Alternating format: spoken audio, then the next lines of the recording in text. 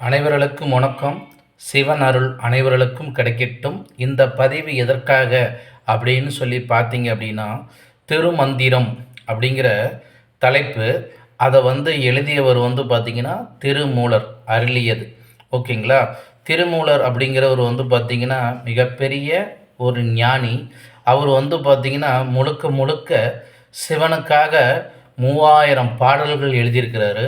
அந்த 3000 பாடல்லையும் பார்த்தீங்க அப்படின்னா, நமக்கு என்னென்ன பிரச்சனைகள் இருக்கோ அந்த பிரச்சனைகள் அனைத்துமே தீர்க்கறதுக்கான ஒரு எளிய வழியில் நமக்கு பாடல் வழியாக சொல்லி வச்சுட்டு போயிருக்கிறார்கள். எப்பயுமே பார்த்தீங்கன்னா ஞானிகள், சித்தர்கள், முனிவர்கள் இவர்கள் சொல்கிற அந்த வார்த்தைகள் எல்லாம் பார்த்தீங்க அப்படின்னா நமக்கு புரியாது. ஆனால் அதை உணர்ந்து நம்ம அதை புரியறதுக்காக அதுக்குள்ளே போனோம் அப்படின்னா நமக்கு அதிகமான விஷயங்களை நம்ம தெரிஞ்சுக்கலாம். அதற்காக தினம் ஒரு பரிகாரமாக முதல் முறையாக ஒரு பெண் எடுத்து இந்த காவியத்தை திருமந்திரத்தை ஒரு பெண் முயற்சி செய்கிறாங்க. அதற்கு அன்பே சிவம் அப்படிங்கிற அந்த சேனலை அதிகம் பேர் சப்ஸ்கிரைப் பண்ணி பெல் பட்டனை தட்டி வைங்க. ஷேர் பண்ணுங்கள். நல்ல விஷயங்களை கமெண்ட் பண்ணுங்கள். அந்த பெண்ணுக்கு ஆதரவு கொடுங்க.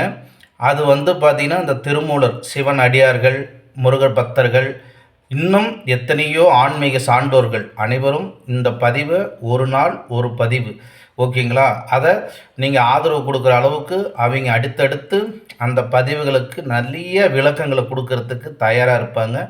அந்த பெண் இன்றைக்கி திருமந்திரத்திலேருந்து 2வது பதிகத்தை பாட போகிறாங்க. வணக்கம். இப்பாடல் 2வது பாதிகம். போற்றி இசைத்து இன்னுயிரும் மண்ணும் புனிதனை நாற்று இசைக்கும் நல்ல மாதுக்கு நாதனை மேற்றிசைக்குள் தென்திசைக்கொரு வேந்தனாம் கூற்று உதைத்தானே யான் கூறுகின்றானே. இதற்கு பொருள்: எல்லா சாத்திரங்களும் எல்லா தோத்திரங்களும் போற்றி இசைத்து வழிபடும் இறைவன் ஈசனே. அவன் இவ்வுலகில் வந்த இன்னுயிர்களில் எல்லாம் பொருந்தி பின்னி பிணைந்திருந்தாலும் எவராலும் எதனாலும் தீண்டப்படாத புனிதனாக இருக்கின்றான்.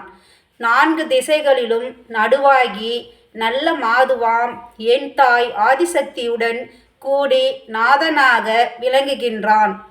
மேலான வடதிசைக்குள் தென் திசையில் ஜோதியாக நின்று என்னை அரசனாக இருந்து ஆளுகின்றான்.